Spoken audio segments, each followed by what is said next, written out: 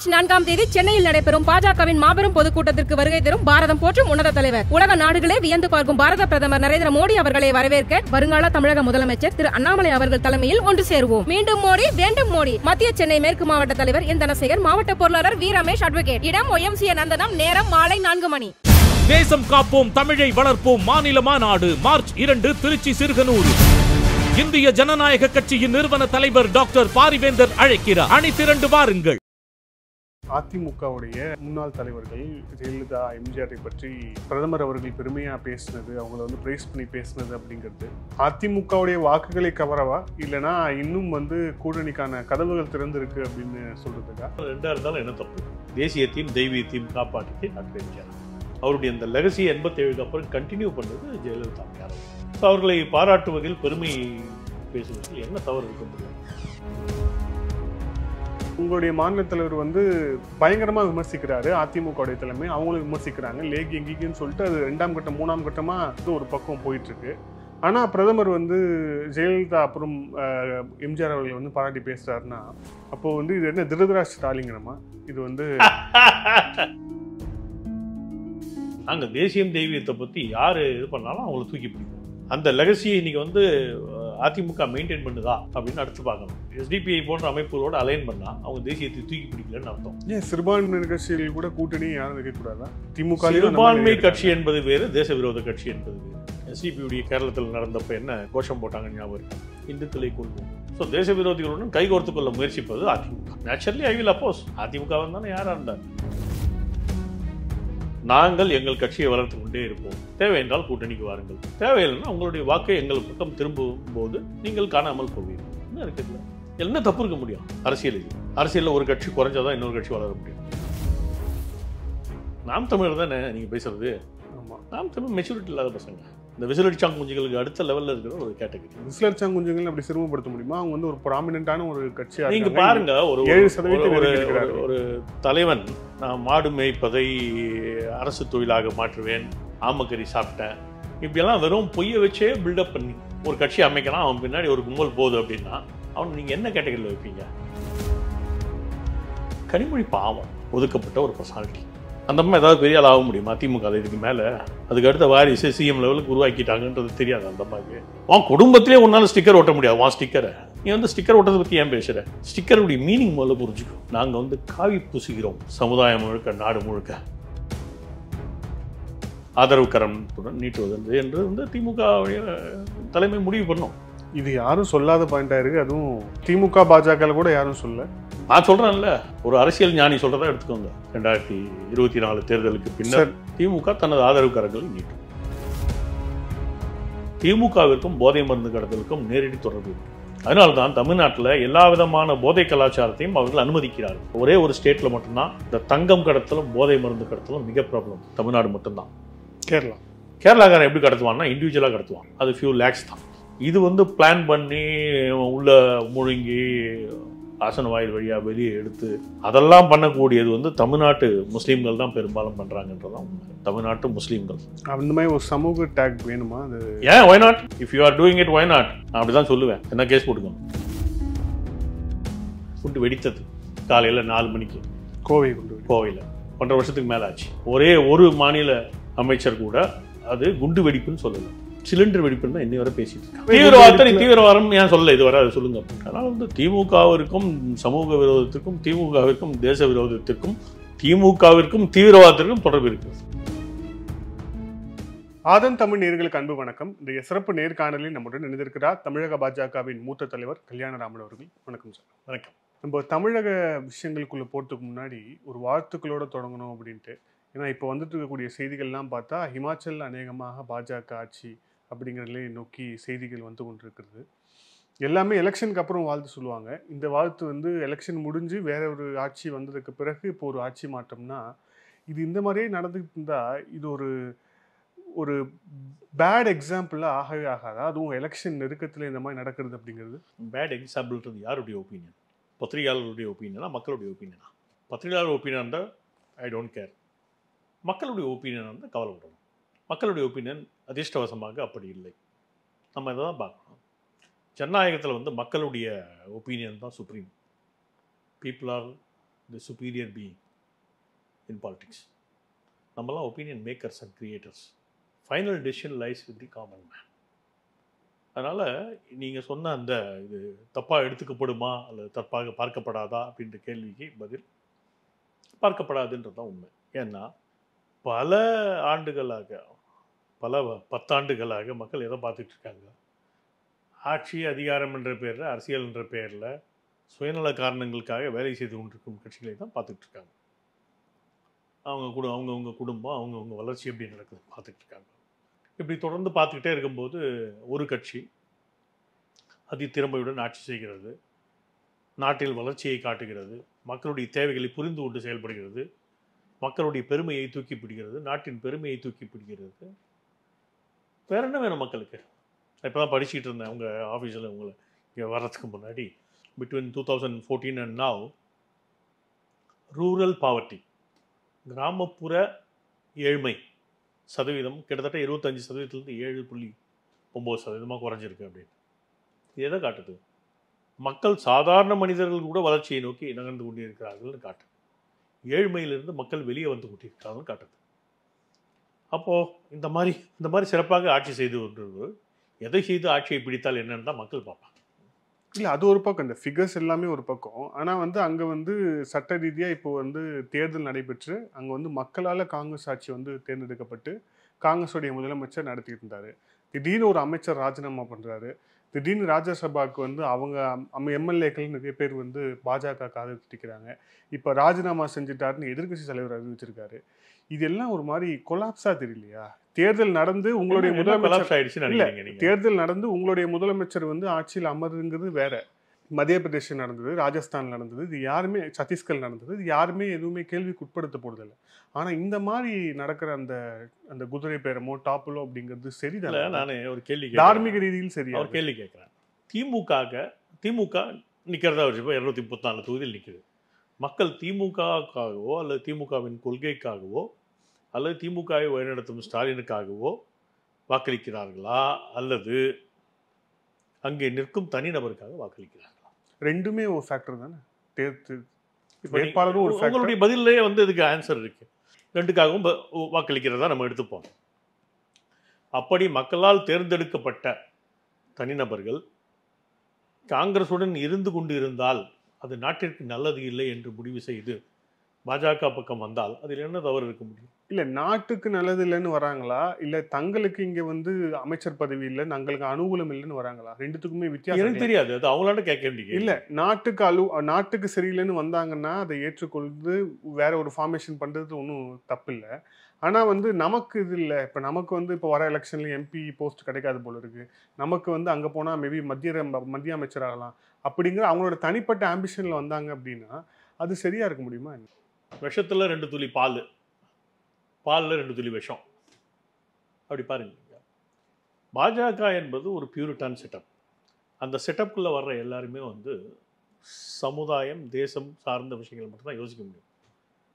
இல்லாட்டா அவங்க காலப்போக்கில் காணாமல் போயிடுவாங்க. காங்கிரஸில் அப்படி இல்லை. எப்படிப்பட்ட மனநிலை கொண்ட மனிதர்களையும் அகாமடேட் பண்ணுறதுக்கான சூழ்நிலை அங்கே இருக்குது. ஆஸ் லாங் அஸ் அவங்க ஒரு தனிநபர் கொண்ட தலைமை ஏற்றுக்கொள்வதற்கு தயாராக இருந்தால், ஒரு குடும்ப தலைமை ஏற்றுக்கொள்ள தயாராக இருந்தால். பாஜகவில் அப்படி இல்லை. பாஜக கொள்கை, கோட்பாடு, லட்சியம், சித்தாந்தம் ஆகியவை இருக்கின்றன. அப்போது அது சமுதாயம், தேசம் சார்ந்து இருக்கிறது, அதனுடைய நன்மைகளுக்காக இருக்கிறது. அப்போது அங்கே போனால் தனக்கு இது கிடைக்கும் அது கிடைக்கும்னு எந்த கற்பனையோடு யார் வந்தாலும் அல்டிமேட்லி அவங்க எந்த பார்வையுடன் பார்க்க முடியும் என்றால் சமுதாயம், தேசம், இதுக்கான வளர்ச்சி. அந்த ஆங்கிளில் நாம் பிஜேபியில் இணைந்தால் சமுதாயத்துக்கு ஏதோ நடக்கும், இந்த ப்ராசஸில் எனக்கு ஏதோ நடக்கும்ன்ற கற்பனையோடு வருபவர்களுக்கு இங்கே தாராளமாக இடம் உண்டு. அந்த மாதிரி தான் இருக்க முடியும் இங்கே. அது புதிதாக வர்றவங்க, திடீர்னு முடிவெடுத்து வர்றவங்க, ஏதோ காரணங்களுக்காக, நீங்கள் என்ன வேணாலும் காரணங்கள் இருந்துட்டு போகுது. பட் அல்டிமேட்லி இந்த மாதிரி ரூபத்தில் தான் ரிசல்ட்டை ப்ரொடியூஸ் பண்ண முடியும், அவங்களே யாராக இருந்தாலும் சரி. அதனால் இந்த மாதிரி சூழ்நிலைகள், இந்த மாதிரி மாற்றங்கள் இது தேவையானது. காங்கிரஸ் கொலாப்ஸ் ஆகிறது இந்த நாட்டுக்கு நல்லது. அதனால இதை நான் வரவேற்கிறேன். காங்கிரஸ் கொல்லப்பட வேண்டும். காங்கிரஸ் முக்த் பாரத்னு எங்களுடைய தலைவர் பாரத பிரதமர் மோடி சொல்லிட்டு இருக்கார் இல்லையா, ம், Congress must be killed for this betterment of this society. இந்த நாடு இந்த சமுதாயம் நல்லா இருக்கணும்னா காங்கிரஸ் என்று ஒன்று இல்லாமல் போக வேண்டும். இதனுடைய எண்ட் ரிசல்ட் என்ன வேணாலும் இருக்கலாம். இல்லை, ஆனால் ஒரு நார்மலாக பார்க்கும்போது ஒரு ஜனநாயகத்திற்கு எதிர்க்கட்சி அப்படிங்கிறது முக்கியம் தானே. எதிர்க்கட்சியே இல்லாமல் வந்து செய்கிறது அப்படிங்கிறது. ஏன் திமுக இல்லையா எதிர்கட்சியா, ஒய்எஸ்ஆர் காங்கிரஸ் இல்லையா எதிர்கட்சியா, திரிணாமுல் இல்லையா, என்சிபி இல்லையா, அகிலேஷ் யாதவ் இல்லையா? தேசிய அளவில் எதிர்க்கட்சி காங்கிரஸ் தானே. நீங்கள் இந்த இண்டிவிஜுவல் கட்சிகளுடைய பர்ஃபார்மன்ஸையும் காங்கிரஸுடைய பர்ஃபார்மன்ஸையும் பாருங்கள், யார் எதிர்கட்சின்றது உங்களுக்கு தெரியும். அதாவது சமூகம் தேசம் சார்ந்த கேள்விகளை எழுப்புபவர்கள் யார் என்று பார்த்தாலே தெரியும். காங்கிரஸுடைய பர்ஃபார்மன்ஸ் இன் லோக்சபா பார்த்தீங்கன்னா இட்ஸ் டூம் ஸ்டே பர்ஃபார்மன்ஸ், ஒரு லேக்லஸ்டர் பர்ஃபார்மன்ஸ். சும்மா எதுக்கோ நம்ம போட்டிருக்காங்க, வரோம் அங்கே இருந்தால் கொஞ்சம் ஜாலியாக இருக்கலாம், பார்லிமெண்ட்டில் கேன்டீன் இருக்குது, நல்ல ஒன்றுத்துக்கும் ரொம்ப சீப்பான இதில் அவங்களுக்கு சாப்பிட்றதெல்லாம் கிடைக்கும், சும்மா நம்மளும் ஏதோ 4 கேள்வி கேட்டேன்னு கேட்டு போகலாம். இவ்வளோ தான் காங்கிரஸ்காரங்களுடைய பர்ஃபார்மன்ஸ். இல்லாட்டா ஏதாவது வந்து குழப்பத்தை உருவாக்க முடியுமா, எங்கேயாவது ஆப்பர்ச்சுனிட்டி கிடைக்குதா அப்படின்னு பார்க்குறது, மணிப்பூர் அப்படின்னு ஏதாவது எழுப்புறது. கான்கிரீட்டாக ஹெல்த்தியாக சமுதாயத்துடைய நன்மைக்காக காங்கிரஸ் கேள்விகளை எழுப்பினதாக கடந்த 10 ஆண்டுகளில் சரித்திரம் இல்லை. இதை நம்ம புரிஞ்சுக்கணும். காங்கிரஸ் இருந்தேன்னு இல்லாமல் இருந்தேன்னா ஒரிசாவில் பிஜு ஜனதா தள்லாம் இருக்காங்க, அவங்களுடைய எம்பிஎஸ் உடைய ரோல்லாம் பாருங்கள். Supposed to be the most backward state of the country from among the available states. ரொம்ப ஹெல்த்தியாக இருக்கும், அந்த மைண்ட் செட்டே ஹெல்த்தியாக இருக்கும். அந்த மைண்ட் செட் ரொம்ப முக்கியம் பர்ஃபார்மன்ஸுக்கு. ஒரு ஒரு ஒரு பாராளுமன்றத்திலே பேசுவதற்கு ஒரு பெருத்த பக்குவம் தேவைப்படுகிறது. அந்த பக்குவத்தை இழந்தவர்கள் தான் காங்கிரஸ்காரர்கள். உனக்கு பக்குவமே இல்லைன்னா அப்புறம் நீ எதுக்கு வந்து அந்த இடத்துக்கு போகிற, நீ போகிறதே தவறு. சரி, காங்கிரஸுடைய உண்மையான இந்த ரூபத்தை நீங்கள் புரிஞ்சுக்கோங்க. 2014 தேர்தல் 38 பேர் தமிழகத்திலே டெபாசிட் இழந்தார்கள். உங்களுக்கு ஞாபகம் இருக்கான்னு தெரியல. 38 பேர் டெபாசிட் இழந்தாங்க. ஜோதிமணி 32,000 வாக்குகள், இந்த மாணிக்கம் தாக்கூர் 34,000 வாக்குகள். இவ்வளோ தான் அவங்களுடைய லெவல். மக்கள் காங்கிரஸை மதிக்கவில்லை. யாரோ வந்து இன்னைக்கு கூட்டணின்னு வரும்போது அதில் கிடைக்கக்கூடிய ஒரு இதில் தான் காங்கிரஸுடைய வாழ்க்கை இருந்துவிட்டு, அது வந்து ஆக்சிஜன் கொடுக்குற மாதிரி ஐசியூவில் விட்டா போட்டோம். பல்லடத்தில் வந்து நேற்று நடைபெற்ற கூட்டம் பார்த்தோம். அதில் வந்து பிரதமர் மோடி அவர்களுடைய பேச்சு ஒட்டி நிறைய விஷயங்கள் விவாதங்களாக மாறி இருக்கு. ஒன்று வந்து நீங்கள் கூட்டணியில் இருந்த அதிமுகவுடைய முக்கிய தலைவர்கள், முன்னாள் தலைவர்கள், அதை நிறுவனர்கள் ஜெயலலிதா எம்ஜிஆரை பற்றி பிரதமர் அவர்கள் பெருமையாக பேசினது, அவங்கள வந்து ப்ரைஸ் பண்ணி பேசினது அப்படிங்கிறது, இது அதிமுகவுடைய வாக்குகளை கவரவா இல்லைனா இன்னும் வந்து கூட்டணிக்கான கதவுகள் திறந்திருக்கு அப்படின்னு சொல்கிறதுக்கா? இது எதோட சிக்னல்? ரெண்டா இருந்தாலும் என்ன தப்பு? ரெண்டா இருந்தாலும் என்ன தப்பு? நான் பல முறை உங்களுடைய மேடையில் கூட சொல்லியிருக்கேன். பிரிவினைவாதத்தை நோக்கி தமிழகம் சென்ற காலகட்டத்திலே தனித்தமிழ்நாடு கோரிக்கை போன்ற விஷயங்களை முன்னெடுத்து வைத்த இதே தமிழகத்திலே ஆன்மீகத்திற்கும் இந்த மண்ணின் கலாச்சாரம் பண்பாடுக்கும் எதிராக திராவிட முன்னேற்ற கழகம் செயல்பட்ட அந்த காலகட்டத்திலே அதை உடைத்து சுக்கு நூறாக்கி தேசியத்தையும் தெய்வீகத்தையும் காப்பாற்றியது டாக்டர் எம்ஜிஆர். அவருடைய அந்த லெகசி 87க்கு அப்புறம் கண்டினியூ பண்ணது ஜெயலலிதா அம்மையார். ஸோ அவர்களை பாராட்டுவதில் பெருமை பேசுவதில் என்ன தவறு இருக்க முடியும்? நாங்கள் தேசியம் தெய்வீகத்தை பற்றி யார் இது பண்ணாலும் அவங்கள தூக்கி பிடிப்போம், இயல்பாகவே தூக்கி பிடிப்போம். இந்த மண், இதனுடைய பண்பாடுகள், இதனுடைய கலாச்சாரம், இவற்றை தூக்கி பிடிப்ப அனைவரும் நாங்கள் தூக்கி பிடிப்போம், இயல்பாகவே தூக்கி பிடிப்போம். நான் ஏன் வந்து அதிமுகவை ப்ரைஸ் பண்ணுறேன்? அவர் ப்ரைஸ் பண்ணதை விட்டுடுங்க. அதுக்கு முன்னாடி நான் ஏன் ப்ரைஸ் பண்ணுறேன்? எங்களை விட சிறப்பாக செயல்பட்டவர்கள் அவர்கள். அந்த காலகட்டத்தில் நாங்கள் வைப்ரண்ட்டாக இல்லை, ப்ரிவலண்ட்டாக இல்லை, சமுதாயம் முழுக்க நாங்கள் விரைவி இல்லாத காலகட்டம். அப்போ எங்களுக்கு எது மனதிற்கு பிடித்த ஒரு செயலோ அந்த செயலை வெகு சிறப்பாக செய்து அதிமுகவினர். அதனால் we have very high regards for Jayalalithaa and MGR. So let it be. இல்லை, இந்த வியூகம் அப்படி இது ஒரு வியூகமாகவே ஸ்ட்ராட்டஜியாகவே பாஜக செய்யுதான்? ஏன்னா வந்து மகாராஷ்டிரா தவறு இருக்க முடியும்னு கேட்குறேன். இல்லை, மகாராஷ்டிரா போறாரு பிரதமர், அங்கே வந்து உத்தவ் தாக்கரே அந்த திட்டுறாரு, ஆனால் நான் வந்து பால் தாக்கரே அவர்களை திட்ட மாட்டேன் அப்படின்ட்டு வந்து சொல்றாரு. கரெக்ட். ஸோ இங்கே வராரு. இங்கே வந்து உங்களுடைய மாநில தலைவர் வந்து பயங்கரமா விமர்சிக்கிறாரு. அதிமுகவுடைய தலைமை அவங்களும் விமர்சிக்கிறாங்க. லேகி எங்கின்னு சொல்லிட்டு அது 2ஆம் கட்டம் 3ஆம் கட்டமா ஒரு பக்கம் போயிட்டு இருக்கு. ஆனா பிரதமர் வந்து ஜெயலலிதா அப்புறம் எம்ஜிஆர் அவர்களை வந்து பாராட்டி பேசுறாருன்னா, அப்போ வந்து இது என்ன திருதராஷ்டிர ஸ்டாலிங்கனமா? இது வந்து கூட்டு வச்சுட்டு இது பண்றது அப்படிங்கிறது. நீங்க வந்து முதல்ல இருவேறு விஷயங்களை தனித்தனியாக பிரிச்சிடணும். 2 டிஃப்ரெண்ட் பர்சனாலிட்டிஸை பற்றி இங்கே பேசுகிறோம். இந்த 2 டிஃப்ரெண்ட் பர்சனாலிட்டிஸும் தமிழகத்திலே தேசியத்தையும் தெய்வத்தையும் தூக்கி பிடித்தவர்கள். அந்த மரியாதையை நம்ம கொடுக்கணுமா கொடுக்கக்கூடாதா? கொடுத்தாகணும். ஓகே, அந்த லெகசியை இன்னைக்கு வந்து அதிமுக மெயின்டைன் பண்ணுதா அப்படின்னு அடுத்து பார்க்கணும். எஸ்டிபிஐ போன்ற அமைப்புகளோடு அலைன் பண்ணால் அவங்க தேசியத்தை தூக்கி பிடிக்கலன்னு அர்த்தம். பிஎஃப்ஐ, எஸ்டிபிஐ போன்ற அமைப்புகள் இந்த தேசத்திற்கு விரோதமாக செயல்பட்ட அமைப்புகள் என்பது நாம் அனைவருக்கும் தெரியும்.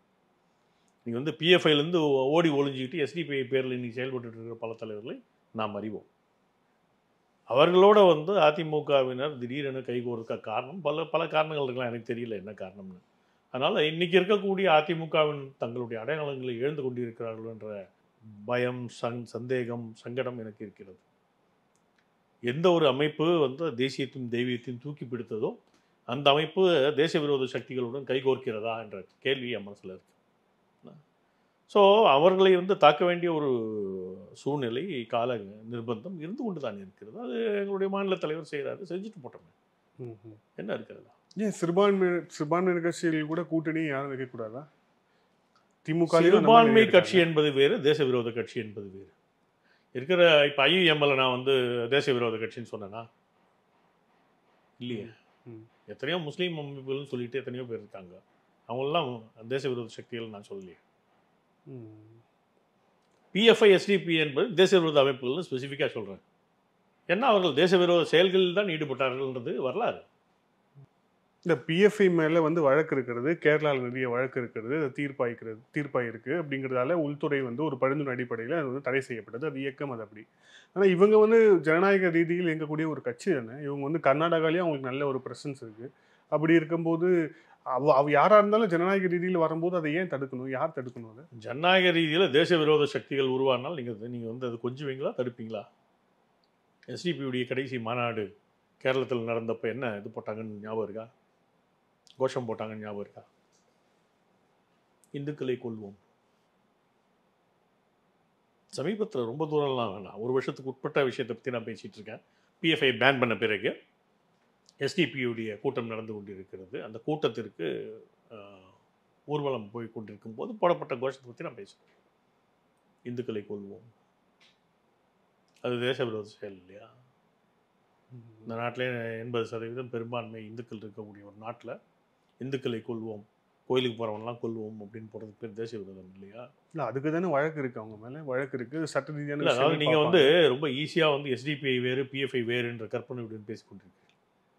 ரெண்டும் ஒன்று தான். இல்லை, வேற வேறன்னு சொல்லலை. அவங்க 2 பேரும் வந்து ஒரே ரூட்லேருந்து வரவங்க தான், அது அவங்களும் சொல்கிறாங்க. ஆனால் வந்து பிஎஃப்ஐங்கிற அந்த அமைப்பு மேலே இருக்கக்கூடிய வழக்கு உள்துறை கொடுத்த அலாமிங்கால் தடை செய்யப்பட்டது. ஸோ அதில் ஒருத்தர் வந்து ஜனநாயக ரீதியில் கட்சி நடத்துகிறோம், நாங்கள் மக்களை சந்திக்கிறோம், வாக்கு திரட்டுறோம்னு வந்தால் அதை ஏன் வந்து நம்ம கொஸ்டின் பண்ணணும்னு நான் கேட்குறேன். வேற என்ன பண்ணணும்னு நீங்கள் நினைக்கிறீங்க? ஒருத்தன் வந்து சமுதாயத்தில் கொல்வேன் நான் அப்படின்னு பேசுகிறான்னா அவனை வந்து தேச விரோதின்னு டப் பண்ண வேண்டியது, என்னுடைய சமூக விரோதின்னு டப் பண்ண வேண்டியது என்னுடைய பொறுப்பாயிடுது இல்லையா? இல்லை, நம்ம நாட்டில் இந்த மாதிரி ஆயுத கலாச்சாரத்தில் இருந்தவங்க அரசியல் மெயின் ஸ்ட்ரீமுக்கு வந்து நடந்திருக்கு. இப்போ மத்திய அரசு நார்த் ஈஸ்ட்ல இருக்கக்கூடிய முக்கியமான அந்த ஆயுதம் திருந்திட்டோம் நீங்க சொன்னாங்களா? இல்ல, ஆயுதம் தாங்கி அமைப்புகளோட திருந்திட்டோம் சொன்னாங்க. பேசிட்டு தான் மெயின் ஸ்ட்ரீம் நக்சலைட்டுகள் வந்து நான் ஆயுதத்தை சரண்டர் பண்றேன், மெயின் ஸ்ட்ரீமுக்கு வரேன்னு சொல்றான். இவன் வந்து இந்துக்களை கொள்வோம்ன்றான். இந்துக்களை கொள்வோம்னு ஒரு மாநாடு ஊர்வலத்தில் வந்து கோஷம் போட்டுட்டு வந்து அதிமுகவோட கூட்டணி வைக்கிறேன்றான். நேச்சுரலி ஐ வில் அப்போஸ்.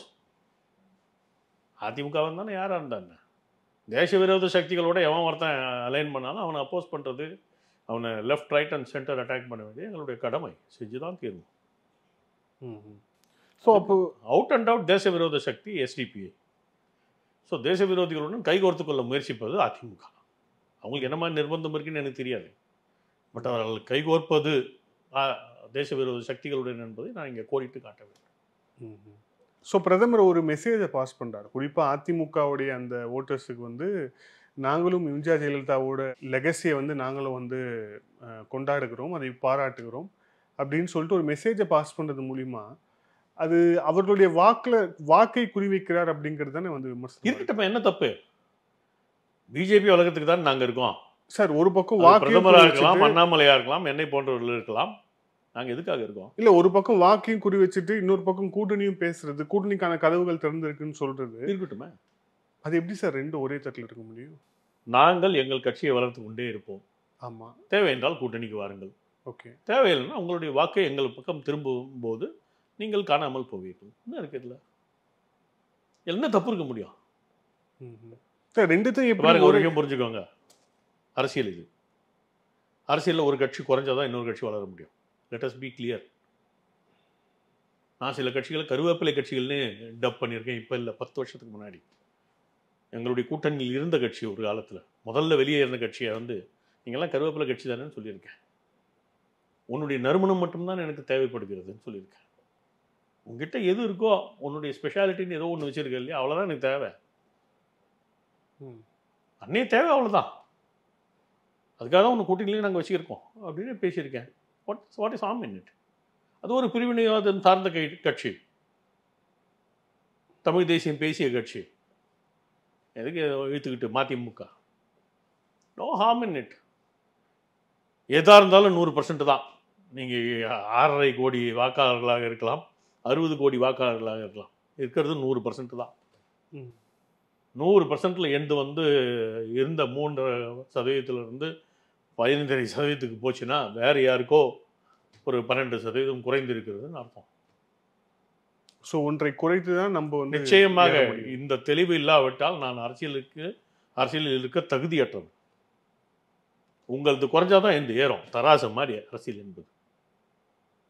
எந்த இறங்குனா உங்களது ஏறும், உங்களது இறங்குனா எந்த ஏறும். யாரோ ஒருத்தர் நடந்து பிடுங்கணும் 4%. அப்போ இதனால தான் அந்த நாம் தமிழர் சின்னம் கூட ஒதுக்காம வேறு காரணங்கள் இருக்கு. அது கூட ஏதோ சரி பண்ணுவாங்கன்னு நினைக்கிறேன். ஏதோ ஒரு சின்ன மாற்றத்தோட அந்த சிம்பல் திரும்ப அளிக்கப்படும்னு ஒரு தகவல் இருக்கு. ஏன்னா அவங்க தரப்புல இருந்து குற்றம் சாட்டுறது பாஜகவே தான். சரி, நாங்க வந்து இங்க எலெக்ஷன் கமிஷன் பண்றதுக்கெல்லாம் வந்து பிஜேபி பொறுப்பாகாது. நாங்க வந்து வளர்ந்து வரோம். நான் திரும்ப உங்களுக்கு சொல்றேன், நான் சொன்னது நீங்க கவனிச்சிக்கலான்னு தெரியல. ஒரு சிறிய மாற்றத்துடன் அந்த சின்னமே கிட்டத்தட்ட அவங்களுக்கு வழங்கப்படும்னு ஒரு தகவல் இருக்கு. பார்ப்போம். இல்ல, அவங்க இந்த நடந்த உடனே அவங்க தரப்பு நிர்வாகிகள் சொன்னது பாருங்க, ஒரு பக்கம் என்னையே வந்து ரைடு. சின்ன பசங்க தானே, மெச்சூரிட்டி இல்லாத பசங்க தானே. நாம் தமிழர் தானே நீங்க பேசுறது. ஆமா, நாம் தமிழ் மெச்சூரிட்டி இல்லாத பசங்க. இந்த விசிலடிச்சாங் குஞ்சுகளுக்கு அடுத்த லெவலில் இருக்கிற ஒரு கேட்டகரி. அவங்க அப்படிதான் நீஜர் ரியாக்ஷன் ஈஸி பண்ணுறதுக்கெல்லாம் பாஜக பொறுப்பாகாதுன்றது வந்து நமக்கு புரியணும். அவங்க ஒரு விசிலடிச்சாங் குஞ்சுகள் அப்படி சிரமப்படுத்த முடியுமா? அவங்க வந்து ஒரு ப்ராமினென்ட்டான ஒரு கட்சியாக நீங்க பாருங்க. ஒரு 7% ஒரு தலைவன்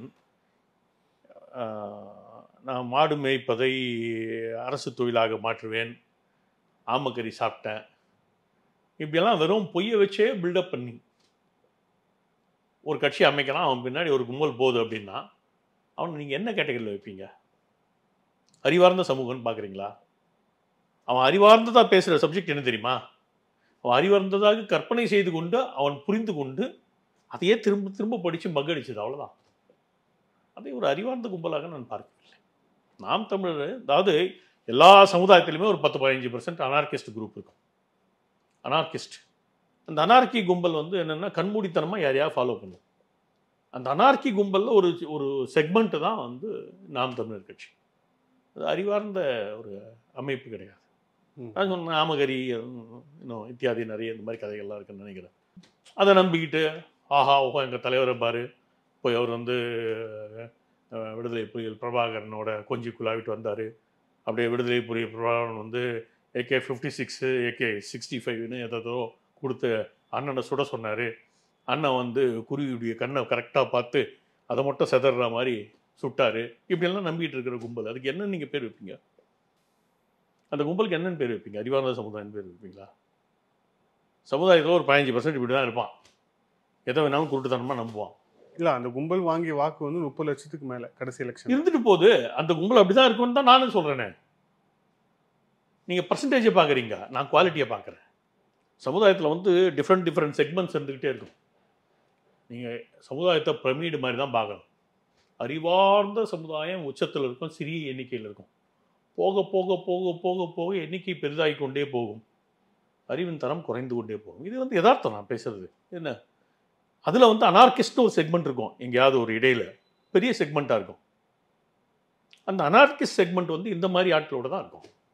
எதையாவது குண்டங்க மண்டங்க வளர்னா அப்படின்னு கை தட்டிட்டு சந்தோஷமாக இருப்பான். எங்கள் தலைவர் மாதிரி உலகத்தில் வேறு யாருமே தலைவர் இல்லைன்னு இருப்பான். அவனுக்கு முதல்ல அந்த தலைவர் தான் அறிமுகமாக இருப்பான், அவ்வளோதான் வித்தியாசம். அவங்க அந்த டார்கெட்டை வந்து ஃபோக்கஸ் பண்ணி ஒர்க் பண்ணியிருக்காங்கன்னு அர்த்தம். இந்த அனார்கிஸ்ட் செக்மெண்ட்டை ஃபோக்கஸ் பண்ணி அவங்க வேலை செஞ்சுருக்காங்க, அதில் அவங்க சக்ஸஸ்ஃபுல்லாக இருந்திருக்காங்க. இந்த ஒரு நீங்கள் அந்த செக்மெண்ட்டுடைய ஏஜ் குரூப்பையே பாருங்களேன், உங்களுக்கு புரியும். செட்டில் ஆகாத மைண்ட் செட் இருக்கிற இளைஞர்கள் தான் அதிகமாக இருப்பான்.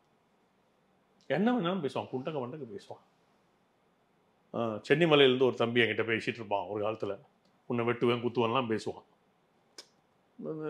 நீ நீ சொல்கிறதெல்லாம் வந்து சமூக கேடான விஷயங்களை தான் நீ பேசி கொண்டு இருக்கிறாய் அப்படி இப்படின்னு டெய்லி கூப்பிடுவான். கூப்பிட்டு ஒரு காலத்தில் டெய்லி கூப்பிட்டு ஏதாவது திட்டுவான். நான் சிரிச்சுக்கிட்டே கேட்டுப்பேன். இப்போ சமீபத்தில் அவன் ஃபோன் பண்ணியிருந்தான் ஒரு 6 மாதத்துக்கு முன்னாடி. அண்ணே நான் பிஜேபி வந்துட்டேனே. என்னடா காரணம்னா வயசு கூடிடுச்சுனே, 10 வருஷம் கழிச்சு வயசு கூடிடுச்சுனே, நிறைய விஷயம் புரிய ஆரம்பிச்சிருச்சு. ஸோ அனார்கிஸ்ட் டு இன்னொரு லெவலுக்கு வர்றான் இல்லையா, அப்போ புரிய ஆரம்பிக்கும் பக்குவப்பட்ட நிலைக்கு வரும்போது. ஆனால் அதுக்குள்ளே இன்னும் பல அனார்கிஸ்ட் அங்கே சேர்ந்துருப்பான். ஏன்னா ஒவ்வொரு 5 வருஷத்துக்கும் ஒரு புது ஓட்டர்ஸ் வர்றாங்க. அந்த ஓட்டர்ஸில் 15% அனார்கிஸ்ட் இருப்பான். இது வந்து ஆன்கோயிங் ப்ராசஸ், நீங்கள் ஒன்றும் பண்ண முடியாது. இதில் இப்போ இன்று வந்து விமர்சனங்களில் வந்து பார்த்தோம் அப்படின்னா, நீங்கள் வந்து திமுக மீது ஸ்டிக்கர் ஓட்டுறாங்க, எங்களோட திட்டங்கள் மேலே ஸ்டிக்கர் ஓட்டுறாங்கன்னு சொல்லிட்டு நீங்கள் விமர்சிக்கிறீங்க. ஆனால் வந்து இப்போது திமுகவுடைய நாடாளுமன்ற உறுப்பினர் கனிமொழி அவர்கள் நீங்கள் சொல்லும்போது எங்கள் திட்டத்தில் தான் அவங்க ஸ்டிக்கர் ஓட்டுறாங்க, ஏன் இவங்க யாருமே ஸ்டிக்கர் ஓட்டுனது இல்லையா? ராமர் கோயில் இவங்க கட்டினதா? ராமர் கோயில் வந்து ஒரு தனியான ஒரு அறங்காவலர் அமைப்பு கொண்ட அந்த ஒரு அமைப்பு கட்டினது. ஆனால் அது வந்து ஏதோ இவங்க அரசு தான் வந்து காசு செலவு பண்ணி கட்டணும்னு சொல்லிட்டு இவங்க வந்து தம்பட்டம் அடிக்கலையா? இவங்க போய் திறந்து வைக்கலையா? இவங்க தான் ஸ்டிக்கர் ஓட்டுறாங்க, நாங்கள் இல்லை அப்படிங்கிறாங்க. ஸ்டிக்கர் ஓட்டுறதுன்றது ஸ்டாலின் முகத்தை கொண்டு போய் மத்திய அரசு ஸ்பான்சர் பண்ணுற ஒரு ப்ரோக்ராமில் ஓட்டுறதுக்கு பேர் ஸ்டிக்கர் ஓட்டுறது. நம்ம கரெக்டாக சரியாக புரிஞ்சுப்பாங்க. என்ன, இந்த ராமர் கோயில் விழாவின் போது அங்கே இருந்த கொடிகள் பாஜக கொடியா காவி கொடியா? பாஜக கொடியா காவி கொடியா? எங்கேயா ஒரு இடத்துல பாஜக கொடி பார்த்தீங்களா? ஒரே ஒரு இடத்துல. இம்பாசிபிள். நீ கீழ்த்தரமானவன், அதனால் கீழ்த்தரமான செயல்களை செய்வாய். ஸ்டிக்கர் ஒட்டிப்ப. நாங்கள் உன்னதமான செயல்களை செய்து கொண்டு இருக்கிறோம். எங்களுக்கு உன்னதத்துக்கு மேலே எதுவுமே தெரியாது. அதனால்தான் தியாகத்தின் சின்னமாகிய காவி கொடி அனைத்து இடங்களிலும் பட்டொலி வீசி பறக்கிறது பாஜக ஆட்சியில். இந்த பேசிக் டிஃபரன்ஸ் புரியணும்னா எலிவேட்டட் சோலாக இருக்கணும். அதாவது மனதாலும் சிந்தனையாலும் பக்குவப்பட்ட நபராக இருக்க வேண்டும். அந்த நபராக கனிமொழி இருக்கிறாரா என்று சுய பரிசோதனை செய்து கொண்டு வேண்டியது கனிமொழியுடைய பொறுப்பு, என்னுடைய பொறுப்பு அல்ல. அவ்வளோதான் அதுக்கு ஆன்சர்.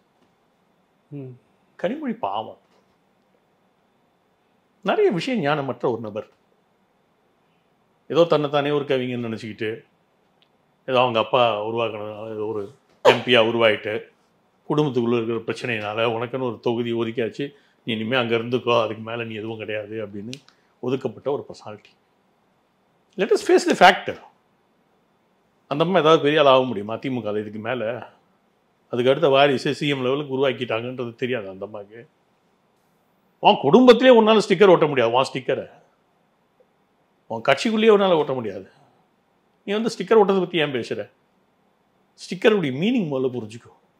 நீங்கள் பண்ணுறது ஸ்டிக்கர் ஓட்டுறது, நாங்கள் வந்து காவி பூசுகிறோம். சமுதாயம் முழுக்க, நாடு முழுக்க,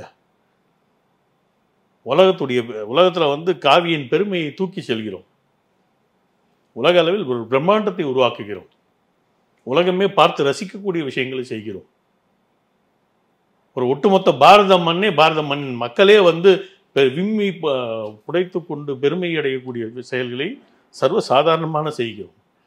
11 நாள் அந்த மனுஷன் வெறும் தேங்காய் தண்ணியை குடிச்சிட்டு ஒரு தவ வாழ்க்கையை வாழ்ந்து அதுக்கப்புறம் போய் திறந்தார். இதெல்லாம் தெரியணும். நாக்குக்கு அடிமையாக இல்லை, சும்மா 4 பேர் சுற்றி நின்று புகழ் பாடுறதுக்கு அடிமையாக இல்லை. இதெல்லாம் திமுக கலாச்சாரம் இல்லை. பிரியாணி போடல, இந்த பாருங்க, நேற்று வந்து நாங்கள் தக்காளி சாதம் போட்டோம். எத்தனை லட்சம் பேர், அத்தனை லட்சம் பேருக்கு தக்காளி சாதம். நீ பிரியாணி போட்டிருப்ப. அதிமுகவோ திமுகவோ அவங்களுக்கு எங்கேருந்து பெருமை வரும் பாருங்க. எத்தனை உயிர்களை கொண்டோன்றது தான் பெருமை. அங்கே இவ்வளோ கோழி இவ்வளோ ஆடு வெட்டணும் அப்படின்னு பெருமையோட பேசினவங்கெல்லாம் உண்டு தங்களுடைய மாநாடு நடத்துறதுக்கு. நாங்கள் தக்காளி சாதம் போட்டோம். அங்கே யாரும் தேங்காய் திருடல, வாழை மரத்தை வெட்டிட்டு போல. எங்கேயா ஒரு ஃபோட்டோ வீடியோ ஏதாவது இருந்தால் காட்டுங்க. என்ன இருந்தது, இருந்த இடத்தில் இருந்தபடியே இருந்தது. அந்த திமுகவுடைய மாநாட்டில் நடந்த கேவலங்கள்லாம் நம்ம பார்த்துருப்போம். நான்வெஜ் போட்டால் தான் வர்றான், நான்வெஜ் போட்டாவே வரமாட்டேன்றான்ற நிலைமையை வந்து சேலத்தில் பார்த்தோம். நான்வெஜ் சாப்பிட்றது அப்படி பெரிய குற்றமா? அப்படி குற்றம் இல்லை சாமி, அது ஒரு எக்ஸைட்மெண்ட்டு அப்படின்னு நினைப்பான். கோட்டரு கோழி பிரியாணின்னு தானே பேசுகிறோம். கோட்டரு தயிர் சாதம் என்னைக்கா பேசியிருக்கீங்களா நீங்கள்? அதை பெருமையாக பேசியிருக்கீங்களா? தயிர் சாதம் உடம்புக்கு எவ்வளோ நல்லது, இட்லி உடம்புக்கு எவ்வளோ நல்லது. கோட்டை இட்லி கொடுக்குற வரியான்னு கூப்பிட்ருக்கீங்களா என்றைக்காவது? கோட்டரும் கோழி பிரியாணின்னு தானே சொல்கிறாங்க. அப்புறம் ஸோ இதெல்லாம் பர்செப்ஷன் வச்சுக்கோங்க. அந்த அம்மாவுக்கு தெரியல பாவம். அந்த அம்மாவுக்கு இந்த கம்பேர் பண்ணுறது எதோட எதை கம்பேர் பண்ணணும்னு தெரியல. மலையையும் மடுவையும் கம்பேரே பண்ணக்கூடாது எந்த காலத்துலேயும். பிஜேபி வேறு, திமுக வேறு. இதில் இப்போ வந்த 3 கருத்து கணிப்புகள் பார்க்குறோம். 3-4 கருத்து கணிப்புகள் ரீசெண்டாக ஒரு பிரபல தமிழ் தொலைக்காட்சியும் கருத்து கணிப்பு பண்ணியிருந்தாங்க. அதில் வந்து உங்களுக்கு ஒரு சிக்னிஃபிகண்ட்டான நம்பர்ஸ் 15% மேலே கொடுத்துருக்குறாங்க, 20% கூட கொடுக்குறாங்க, 4-6 தொகுதி கிடைக்கும்னு கொடுக்குறாங்க. இதெல்லாம் ஒரு பக்கம் இருந்தாலும் கூட இன்னொரு பாயிண்ட், இந்த தேர்தலையும் தமிழகத்தில் அதிகபட்சமாக வெற்றி பெற போகிறது திமுக கூட்டணி அப்படிங்கிறது தான் ஒன்று. குறைஞ்சபட்சம் 35+ இல்லை 30+. ரொம்ப அவங்க ஃபஸ்ட்டே வந்து 30+ அப்படிங்கிற அந்த ஒரு ரேஞ்சில் தான் அவங்களுக்கான நம்பர்ஸ் வந்து கொடுக்குறாங்க. இதற்கு மிக முக்கியமான காரணமாக சொல்லப்படுறது உங்களுடைய அலைன்ஸ் வந்து உடஞ்சது தான். அதிமுக பாஜக அலைன்ஸ் உடஞ்சது. அப்போது நீங்கள் எடுத்த அந்த டிசிஷன் அப்படிங்கிறது திமுகவுக்கு தானே இந்த தேர்தலையும் கிட்டத்தட்ட அதிக எண்ணிக்கையிலான உறுப்பினர்களை அனுப்புவதற்கு வழிவகை செய்திருக்கிறது அப்படின்னு புரிஞ்சுக்கொள்ள முடியும். ரொம்பலாம் கவலைப்பட திமுக பிஜேபி சப்போர்ட் பண்ணும். ஏன் போட்டு குழப்பிக்கிறீங்க? திமுக பாராளுமன்றத்தில் திமுக பிஜேபி சப்போர்ட் பண்ணும். ரொம்பலாம் குழப்பிக்காதீங்க சார். 2024 பாஜக ஆட்சிக்கு வரக்கூடாது அப்படிங்கிறார் முதலமைச்சர். அதுதான் சொல்லும் போது சொல்லுவாரு ஸ்டாலின். பாருங்க, நான் சொல்றேங்க இருக்குங்க, சில விஷயங்கள்ல திமுகவும் நாங்களும் ஒத்த கருத்துடன் இருக்கிறோம். எந்தெந்த விஷயம் சொல்லுங்க. உதாரணம், எஸ், இந்த சுப்ரீம் கோர்ட்டில் ஒரு அஃபிடவிட் ஃபைல் பண்ணாங்க, ஞாபகம் இருக்கா? இந்த இஸ்லாமிய சிறை கைதிகளை நாங்கள் விடுதலை செய்ய மாட்டோம்னு. எதை வச்சு பண்ணாங்க?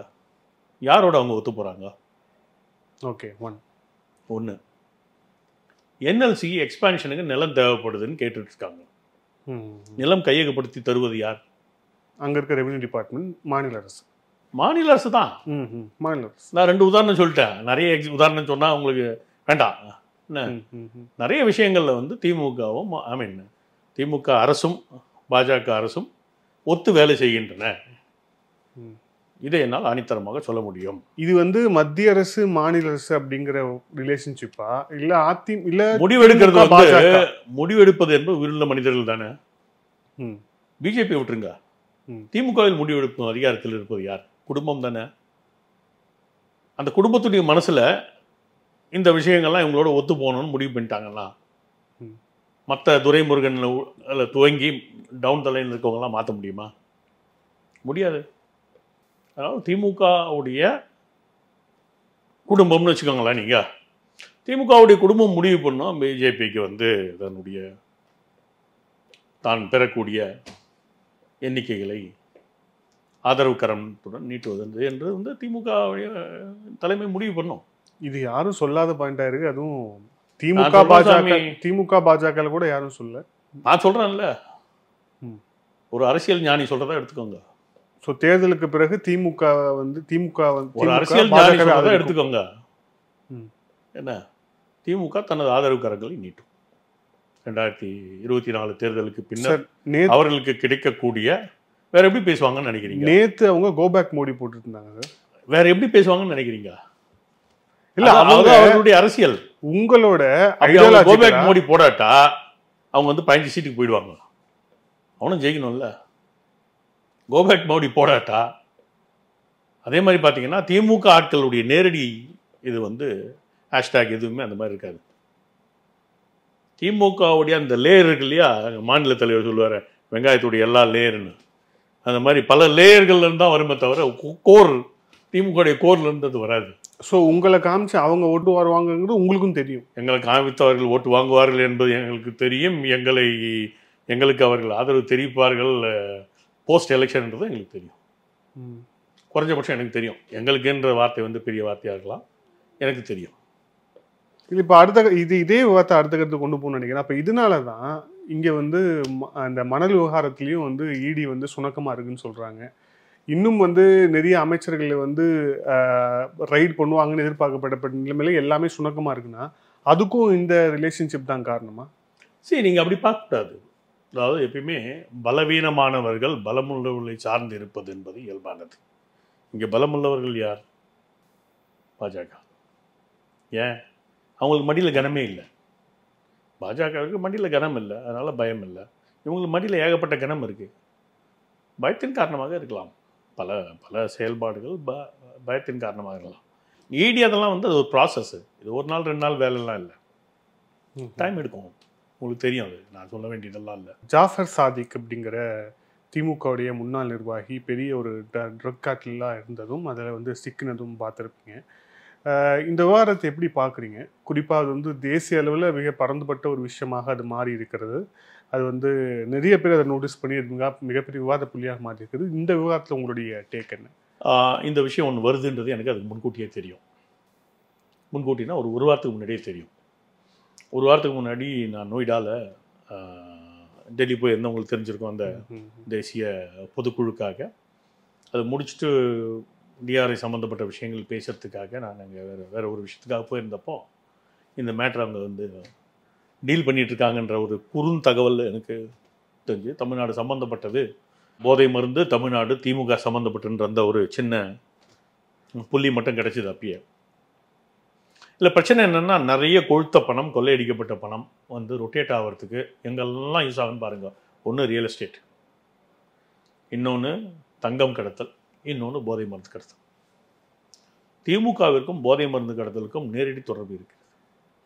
அதனால்தான் தமிழ்நாட்டில் எல்லா விதமான போதை கலாச்சாரத்தையும் அவர்கள் அனுமதிக்கிறார்கள், வேண்டுமென்றே அனுமதிக்கிறார்கள். ஒரே ஒரு ஸ்டேட்டில் மட்டும்தான் இந்த தங்கம் கடத்தலும் போதை மருந்து கடத்தலும் மிக ப்ராப்ளம். தமிழ்நாடு மட்டும்தான். கேரளா ரொம்ப மினிஸ்கியூல் மைனாரிட்டி. காரணம் தங்க கடத்தல் உங்கள் புரியறதுக்காக நான் சொல்கிறேன். கேரளாக்காரன் எப்படி கடத்துவான்னா இண்டிவிஜுவலாக கடத்துவான்.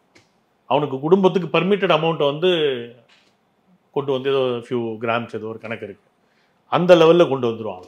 அது ஃபியூ லேக்ஸ் தான். இது வந்து பிளான் பண்ணி உள்ள முழுங்கி ஆசன வாயில் வழியாக வெளியே எடுத்து அதெல்லாம் பண்ணக்கூடியது வந்து தமிழ்நாட்டு முஸ்லீம்கள் தான் பெரும்பாலும் பண்ணுறாங்கன்றதான் உண்மை.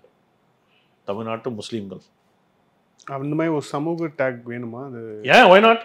If you are doing it why not? ஏன் கொடுக்கக்கூடாது?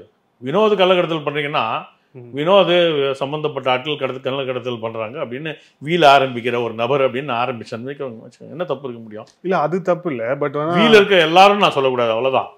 இல்லை, பட் ஆனால் வினோத்துங்கிற ஹிந்து இப்படி பண்ணுறாருன்னா அது சரியாக வருமா? அது தப்பு இல்லை. அது என்ன, நீங்கள் பர்சன்டேஜை பாருங்கப்பா. why 95% of the gold smugglers are Muslims? காரணத்தை சொல்லுங்க. 5.91% ஆஃப் தமிழ்நாடு பாப்புலேஷன் இருப்பதாக 2011 சென்சஸ் சொல்லி இருக்கக்கூடிய சமுதாயத்திலிருந்து ஏன் 95% தங்கம் கடத்தல்காரர்கள்? ஏன் 95% கேட்டமைன் கடத்தல்காரர்கள்? கவுண்டர் கொஸ்டின், நீங்கள் பதில் சொல்லுங்க. நான் அப்படி தான் சொல்லுவேன். என்ன கேஸ் போட்டுக்கோங்க. அந்த சமூகத்தவர் தான் கடத்துகிறார்கள்ன்ற நான். அந்த சமூகமே கடத்துதுன்னு நான் சொல்லலை. இது வந்து ஒரு நெக்ஸஸ். இந்த நெக்ஸஸில் வந்து அன்எஜுகேட்டட் முஸ்லீம் யூத்து தான் அதிகமாக இன்வால்வ்டு. ஏன்னா அவனுக்கு வேறு வருமானம் இல்லை, படிப்பறிவு இல்லை. இது கொழுத்த லாபத்தை தரக்கூடிய இரண்டாம் அந்த செகண்ட் பிஸ்னஸ்ன்னுவாங்கள்ல. Y not? நான் சொல்லிட்டு போகிறேன். சரி, இதில் பிரச்சனை என்னென்னா இது எல்லாத்துக்கும் ஒன்றுக்கு ஒன்று தொடர்பு இருக்குது. அதை புரிஞ்சுக்கோங்க தயவு செஞ்சு. கொழுத்த பணம் இருக்கிறது, மதவெறி இருக்கிறது அப்படின்னா தீவிரவாதம் சேர்ந்துருக்கும். எஸ்டிபிஐ, பிஎஃப்ஐ போன்ற அமைப்புலாம் கொழுப்பது எந்தன் காரணத்தினால? இந்த மாதிரி கடத்தல் பணம், பிளட் மணி, அது ரத்த பணம். அது ஏன்னா காலப்போக்கில் ரத்த பணமாக மாறுகிறது. கொலைக்கு அதான் வழி போகுது. அவன் சம்பாதிக்கிற தொகையில் ஒரு தொகையை வந்து அவனுடைய ஜமாத்துக்கு கட்டுறான், இல்லாத அவனுக்கு சார்ந்து இருக்கிற அமைப்பு கட்டுறான். உங்களுக்கு வந்து மசூதின்ற வார்த்தை தெரியும், மர்கஸ்ன்ற வார்த்தை தெரியாது இல்லையா? You are kept ignorant. இந்த செட்டப்லாம் எப்படி வேலை செய்யுதுன்றது ஆழ்ந்து ஆராய்ந்தவன் நான். எப்படி அந்த சமூக கட்டமைப்புகள்லாம் போகுது, எவன் என்னென்ன பண்ணுறான், எவன் ஒவ்வொருத்தனை எப்படி காப்பாற்றுறான். மர்கஸ்னா என்ன? மர்கஸ்ன்றது மசூதி மாதிரி ஒரு செட்டப். என்ன தீவிரவாதத்தை அதிகமாக போதிப்பதில் இந்த மர்கஸ் குடியில் பங்களிப்பு, மதராசாவுடைய பங்களிப்பு அதிகம் மசூதிகளை விட. மசூதிகள் வெறும் தொழுகை இடங்களாக இருக்கின்றன பெரும்பாலும். நான் அவங்களை குறை சொல்லல. மர்கஸ்ன்ற பேரில் நடத்துகிறானுங்க இல்லையா, இந்த பிஎஃப்ஐ நடத்துறது, டிஎன்டிஜே நடத்துறது, இதெல்லாம் வந்து மர்கஸ் என்ற பேரில் செயல்படும். இதெல்லாம் நமக்கு தெரியணும். எத்தனை என்ஜிஓக்கள் நடத்தப்படுகின்றன, அந்த என்ஜிஓக்களுக்கு எப்படி பணம் ஷேர் பண்ணுறாங்க, அவன் எப்படி வந்து இன்டர்ன் ட்ரைனிங் சென்டர்ஸை நடத்துகிறான், அந்த ட்ரைனிங் சென்டர்ஸ்லேருந்து எப்படி அவன் தீவிரவாதிகளை சூஸ் பண்ணுறான், அதுக்கப்புறம் உயர் பயிற்சி, ஆயுத பயிற்சி, இதுக்கெல்லாம் எப்படி கொண்டு போகிறாங்க, இதெல்லாம் நமக்கு தெரியணும். சரி, நம்ம இந்த மாதிரி ஒரு பத்திரிகை உலகத்தில் இருக்கோம், பியாண்ட் லெவல் நம்மளுடைய புரிதல்கள் இல்லைன்றது தான் இன்றைக்கி உண்மை. தமிழ்நாட்டில் இருக்கிற எந்த பத்திரிகைக்காரங்களும் அதுக்கு பற்றி பெரிய அக்கறை காட்டினதா நான் இதுவரை பார்க்கல. இஸ்லாமிய பயங்கரவாதத்தின் செயல்பாடுகள் குறித்து ஆழ்ந்த புரிதலுடன் இருக்கக்கூடிய ஒரே ஒரு பத்திரிகையாளர் நான் பார்க்கல. இன்னும் வெறும் சென்னை ப்ரெஸ் கிளப்பில் மட்டும் ஒரு 1000 பேர் மெம்பர்ஸ் இருக்காங்க. இது தவிர்த்து மெட்ராஸ் யூனியன் ஆஃப் ஜேர்னலிசம் இன்னும் ஒரு 10 அமைப்புகள் இருக்குது. கூட்டி கழிச்சு பார்த்தா எப்படி ஒரு 5000 பேர் இருப்பாங்க. I don't find one out of 5,000 one journalist with a clear understanding of Islamic fundamentalism.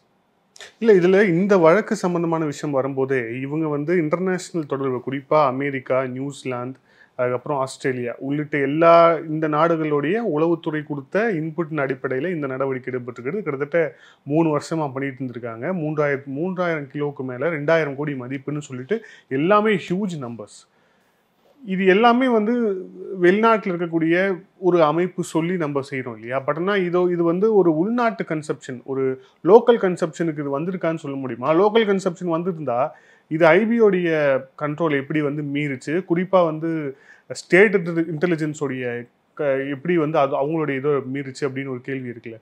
அப்போனா இதுக்கு மத்திய அரசும் மாநில அரசு ரெண்டும் பொறுப்பு தானே ஒரே ரீதியாக? ஸ்டேட்டை பொறுத்தவரையில் வந்தவர்கள் தங்கள் கண்களை மூடிக்கொள்வார்கள் ஒரு செயல் நடக்கும்போது. ஓகே, நான் ஆதாரத்தோடு சொல்கிறேன் உங்களுக்கு. அக்டோபர் 23, 2022 அன்று அங்கே குண்டு வெடிக்கிறதுக்கு இருந்துச்சு. குண்டு வெடித்தது காலையில் 4 மணிக்கு கோவையில். அந்த மாதிரி ஒரு சம்பவம் இப்போ பாருங்கள், உளவுத்துறையில் எப்பயுமே மாநில உளவுத்துறையிடம் தான் அதிகமான எண்ணிக்கையில் உளவுக்கான நபர்கள் இருப்பார்கள். மத்திய உளவுத்துறையில் அதிலிருந்து 1/20 கூட இருக்க மாட்டாங்க. Face the fact.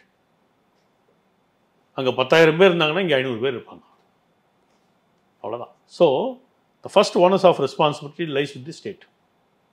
அங்கேருந்து தான் இன்புட் எடுக்க முடியும். ஏன்னா தொடர்புகள், ஒவ்வொரு தொடர்பும் யாரோட தொடர்பில் இருக்கா, என்ன காரணத்தில் இருக்காங்கன்றதை வந்து ஆழ்ந்து புரிதலுக்கு கூட யார் பண்ண முடியும்னா இவங்க தான் பண்ண முடியும். So it is a failure of state government to begin with. அதுக்கப்புறம் தான் ஐபி. ஏன் ஐபிக்கு வந்து எடுத்த உடனே தாவறீங்க? நான் ரெண்டுத்தையும் தான் சொன்னேன், ஸ்டேட் இன்டெலிஜென்ஸ் ப்ளஸ் ஐபி தான் சொன்னேன். ஸ்டேட் இன்டெலிஜென்ஸுடைய ஃபெயிலியர் தான் அதெல்லாம். ஸோ ஐபின்றது வந்து சென்ட்ரலைஸ் இன்ஃபர்மேஷனை கேதர் பண்ணி பியாண்ட் தி பார்டர்ஸ், ஸ்டேட் பார்டரை விட்டு அடுத்த ஸ்டேட்டுக்கு போயிடுச்சுன்னா என்ன பண்ண முடியுன்றதை வந்து ப்ராப்பராக ஸ்டடி பண்ண முடியும். இப்போ இந்த ஸ்டேட் வர்சஸ் சென்ட்ரல் இது வந்து கோஆர்டினேஷன் சமயத்தில் வந்து இல்லாமல் போயிடும். அதற்கான முயற்சிகள் தான் வந்து இந்த அங்கித் திவாரி இந்த விஷயங்கள்லாம் நடந்ததை பார்த்துருப்பீங்க. அந்த கைது இதெல்லாம், அப்புறம் சிபிஐக்கு நாங்கள் மறுப்போம் அப்படின்னு சொல்கிறது எல்லாமே வந்து இந்த மாதிரி காரணங்களால் தான். மத்திய அரசுடைய செயல்பாடுகளை தடை செய்வதற்கான முயற்சிகள். எண்ணெய்க்கே கொடுக்க மாட்டேன், சிலிண்டர் தான் வெடிச்சுது அப்படின்லாம் சொல்லிட்டு இருந்த காலகட்டம் எத்தனை நாள் சொல்லிட்டு இருந்தாங்க. இன்னைய வரை, இந்த நிமிடம் வரை ஒரே ஒரு மாநிலத்தின் அமைச்சர் கூட இது வெடிகுண்டு என்று கூறியதாக வரலாறு இல்லை. எவ்வளோ நாள் ஆச்சு? 1.5 வருஷத்துக்கு மேலே ஆச்சு. ஒரே ஒரு மாநில அமைச்சர் கூட அது குண்டு வெடிப்புன்னு சொல்லலை, சிலிண்டர் வெடிப்புன்னு தான் இன்னை வரை பேசிகிட்டு இருக்காங்க. அதை பற்றி பேசாமல் இருந்தால் சந்தோஷம், வாய முடியும் மௌனம். ஸோ இந்த தீவிரவாதம், போதை மருந்து, கள்ளக்கடத்தல், இது எல்லாத்துக்குமே ஒன்றோட ஒன்று பிணைப்பு இருக்குது. ஸோ அதை கண்டுகொள்ளாததன் மூலமாக அதற்கு மறைமுகமாக துணை போவது திமுக அரசு. இதுதான் நான் சொல்ல வர்றேன். சரி, அந்த மகாபாரத யுத்தத்தை பற்றி சொல்லும்போது என்ன சொல்லுவாங்கன்னா, தர்மத்திற்கும் அதர்மத்திற்கும் இடையிலான போரில் வாய்மூடி மௌனியாக இருப்பவர்கள் அதர்மத்திற்கு துணை போகிறார்கள். அந்த ரோலை தான் இன்னைக்கு திமுக அரசாங்கம் பண்ணிட்டு இருக்கு. அவங்களுக்கு தெரியும் இவங்கெல்லாம் ஏதோ பண்ணிட்டு இருக்கானுங்க இந்த பசங்கள்லாம் அப்படின்னு. சென்ட்ரல்ல இருந்து இன்புட் ஏதோ தராங்க. ஏன்னா அவங்களுடைய technological intelligence gathering better central government. அதனால் இந்த பசங்க ஏதோ பண்ணிட்டு இருக்காங்க, கொஞ்சம் கவனிங்க அப்படின்னு இன்புட் கொடுக்குறாங்க. ஸ்டேட் கவர்மெண்ட் தவறுகிறதுனா தவறல, கண்டுகொள்ளவில்லை. செஞ்ச பிறகும் அதை சிலிண்டர் வெடிப்புன்னு இன்னை வரை பேசிட்டு இருக்காங்க. இங்கேருந்து போன மாநில காவல்துறை அதிகாரி கூட அப்படிதான் பேசினார். அப்போ இவர் இருந்தார், பாபு, சைலேந்திர பாபு. இதுதான் நிலைமை. இப்போ எவ்வளோ லெத்தார்ஜிக்காக, எவ்வளோ ஒரு கேவலமாக ஒரு சீரியஸ் கன்சர்னை அட்ரஸ் பண்ணுறாங்கன்னு பாருங்க. இதை தான் நான் Congress and Congress brand of பாலிடிக்ஸ்ன்னு சொல்கிறேன். ஒரு சமூகத்தின் மீது இருக்க வேண்டிய நியாயமான உண்மையான அக்கறை என்பது காங்கிரஸிற்கோ காங்கிரஸ் போன்று வளர்ந்த கட்சிகளுக்கோ இல்லை. இவன் அடிஷ்னல் ப்ராப்ளம் என்னன்னா, இவன் செப்பரேட்டிஸ்டும் கூட. DMK Congress brand of politics plus separatism is equal to DMK. இல்லை, ஆனால் அவர் ஒரு கட்சியில் நிர்வாகியாக இருந்திருக்கிறாரு அப்படிங்கிற வச்சே மட்டும் ஒட்டுமொத்த கட்சியை பிராண்ட் பண்ணிட முடியுமா? அப்படி ஏன்னா அவங்களுடைய கனெக்டிவிட்டி எப்படி இருக்கு? எல்லா லெவல்லையும் இருக்கா? நீங்கள் ஏதோ ஒரு இடத்துல ஒரு சின்ன ரோலில் இருக்கவர்னு சொல்கிறீங்க. ஆனால் அவருடைய கனெக்டிவிட்டியை பாருங்கள், வெல் கனெக்டட். ஃபோட்டோவை பாருங்கள், எல்லாரோடையும் இருக்குல்ல ஃபோட்டோ. அவ்வளோ ஈஸியாக நான் இதுவரை பிரதமரோட ஒரு ஃபோட்டோ கூட எடுத்துக்கிட்டது இல்லை. Kalyanaraman supposed to be a very famous man from among BJP cadres. நான் பிரதமரோட ஒரு ஃபோட்டோ எடுத்துக்க முடியல. இந்த சாதிக்கு எல்லா திமுக உயர்மட்டத்தோடையும் தொடர்பில் இருக்கானே. எப்படி? வெறும் பணத்தை போட்டா? இல்லை வேறு ஏதாவது காரணம் உண்டா? இல்லை அவங்களுக்கு ஏதாவது சப்ளை பண்ணுறானா? இன்னைக்கு எக்ஸ்போஸ் ஆனதால் நீங்கள் கட்சியை விட்டு நிரந்தரமாக நீக்குகிறேன்றீங்க. எக்ஸ்போஸ் ஆகாட்டா அவன் கண்டினியூ ஆகிருப்பானா இந்த சிஸ்டமில்? அவனுடைய காரியங்களை சாய்த்து கொண்டிருப்பானா? அவனுக்கு ஏதாவது மாற்ற மாதிரி சூழ்ந்து இந்த திமுக நபர்கள் காப்பாற்றி இருப்பார்களா? அவனோட கனெக்ட் ஆகிருக்கிற நபர்கள். Look at all those factors, you know what I மீன்.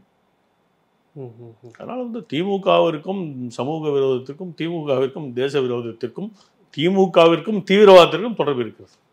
இவங்க தெரிந்தே செய்தாங்க அப்படின்னு. நிச்சயமாக. ஒரு கட்சியாக கூட ஓகே, ஒரு ஆதாரம் தான் நான் சொல்றேன். உங்களுக்கு கோவை குண்டு வெடிப்புன்றேன். இல்ல, கோவை தீவிரவாதத்தை தீவிரவாதம் ஏன் சொல்லல? இது வர சொல்லுங்க. மற்ற எல்லாத்தையும் விட்டுருங்க. இல்ல, அந்த கேஸ் தீவிரவாதமா இல்லையா? இல்ல, தீவிரவாதம் தான். அந்த கேஸை என்ஐஏக்கு ப்ரப்போஸ் பண்ணது மாநில அரசு தானே ப்ரப்போஸ் பண்ணாங்க. Under compulsion. நீ ஏன் அது வரை கேஸ் வெடிப்புன்னு சொல்லிட்டு இருந்த? ஏன் இன்னி வரை நீ கேஸ் வெடிப்புன்னு சொல்ல? இன்னி வரை ஏன் தீவிரவாதம்னு சொல்லல? உனக்கு என்ன பிரச்சனை? நாக்கில் நான் சூடுபட்டுருச்சா? அதை சொல்றதுக்கு மட்டும் தடை ஏதாவது இருக்கா? தீவிரவாதம் இஸ்லாமிய பயங்கரவாதம் சொல்லிட்டு போ. குண்டு வெடிப்புனா குண்டு வெடிப்புன்னு சொல்லிட்டு போ. What is your problem? உங்க பேர் என்ன? வினோத் தானே? அது சொல்றதுல உங்களுக்கு என்ன கஷ்டம்? இல்லை, என் பேர் எங்க அப்பா அம்மா வச்சாங்க, எதுக்கு இந்த பதில் சொல்லிட்டு இருக்க? உன்னிடம் மறைப்பதற்கு எதுவோ இருக்கிறது, இன்று வெளிப்பட்டு கொண்டிருக்கிறது. அவ்வளவுதான். ரொம்பலாம் இது பண்ணாதீங்க. டவுன் த லைன் பாருங்க, ஃபியூ இயர்ஸ்ல திமுகவிற்கும் தீவிரவாதத்திற்கும் கனெக்ட்லாம் வெளியே வர ஆரம்பிக்கும். பெரிய அளவில் வரும் பாருங்க. ஆட்டோமேட்டிக்காக வெளியே வந்தானே. டெக்னாலஜி இம்ப்ரூவ் ஆகிட்டே போயிட்டு இருக்கு. ஸோ நிமிஷத்துக்கு நிமிஷம் விஷயங்கள் வெளியே வரக்கூடிய ஒரு காலகட்டத்தை நோக்கி நம்ம நகர்ந்துட்டு இருக்கோம். ஒரு காலத்தில் யாராவது ஏதாவது பண்ணியிருப்பாங்க, அது வெளியே வரதுக்கே 10 வருஷம் ஆகும். இல்லை, அது ஒருவேளை உண்மையாக இருக்குமானால் தீவிரவாதத்தை நாங்கள் இரும்பு கரம் கொண்டு அடக்கிறோம்னு சொல்லக்கூடிய மத்திய அரசு இதில் ஏன் அந்த அளவுக்கு ஒரு சுணக்கம் காட்டுது? பெரிய அளவுக்குள்ள எந்த நடவடிக்கை இல்லாமல் இப்போ அந்த சைதை சாதிக்கு எங்கன்னே தெரியல. என்சிபி நோட்டீஸ் மட்டும் ஓடிட்டு போயிருக்காங்க, எங்கே இருக்காங்கன்னு தெரியல. அதுக்கு அடுத்தபடியாக அவர் சுற்றி இருக்கக்கூடிய ஆட்டு விசாரணை நடக்குது அப்படின்னு இப்போ வரைக்கும் தெளிவான ஒரு தகவல்கள் இல்லை. அப்படிங்கிற போது அப்படியே மத்திய அரசு மட்டும் என்ன ஒரு கடுமையாக காட்டுது இந்த விவகாரத்தில்? மத்திய அரசு தானே பிடிச்சது. அந்த 2000 கோடி மதிப்புள்ள பொருட்களை பிடித்தது மத்திய அரசா மாநில அரசா? அப்படின்னா அவங்க வேலையை பார்த்துட்டு இருக்காங்கன்னு அர்த்தம். நபர் எஸ்கேப் ஆகிட்டாருன்னா கண்டுபிடிப்போம். அசோக் கூட தான் பல காலமாக காணாமல் போயிருக்காப்புல. திடீர்னு ஒரு நாள் வருவாப்புல பாருங்க. செந்தில் பாலாஜி தம்பி வந்து தான் ஆகணும், பிடிச்சி தான் ஆகும். எங்கேயும் எஸ்கேப்லாம் ஆக முடியாது. நீ என்ன அபூபக்கர் சத்திகா? நீ இல்லை அபூபக்கர் சித்திக் ஒருத்தருக்கு தான் இந்த நாட்டில், அபூபக்கர் சித்திக்கும் தாவூத் இப்ராஹிம் 2 பேர் தான் வந்து இந்த நாட்டில் வந்து கண் காணாமல் எஸ்கேப் ஆன 2 நபர்கள். மற்ற யாரை வேணாலும் தூக்கிட்டு வர முடியும். நன்றி சார். பல்வேறு கேள்வி. Thank you sir. Thank you so much. நன்றி.